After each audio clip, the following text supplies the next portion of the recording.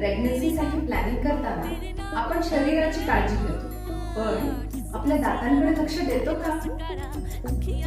योग्य pregnancy planning म्हणजे फक्त डाएट आणि सप्लिमेंट्स नाही, तर ओरल हेल्थ सुद्धा तितकीच महत्त्वाची आहे.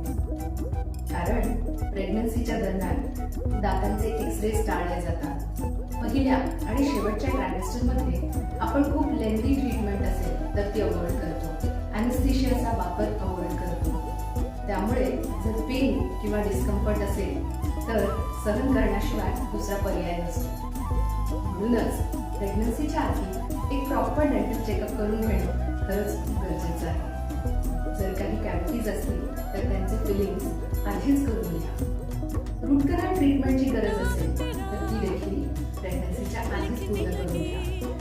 जर अक्कलदाढ येत असेल किंवा वारंवार दुखत असेल तर त्याची गरज असेल तर एक्स्ट्रॅक्शन देखील आधीच करून घ्या. आणि प्रेग्नन्सीच्या आधी एकदा पूर्ण दातांचं क्लिनिंग करून घेणं सुद्धा तितकंच गरजेचं आहे. कारण प्रेग्नन्सीमध्ये हॉर्मोन्सचा थोडासा इम्बॅलन्स होण्यामुळं हिरड्या जास्त सेन्सिटिव्ह होतात. त्यामुळे पेन किंवा ब्लिडिंग वारंवार होऊ शकतं. तेव्हा जर तुम्ही प्रेग्नन्सी प्लॅनिंग करत असाल तर प्री प्रेग्नन्सी डेंटल चेकअप नक्की करून घ्या. थँक्यू.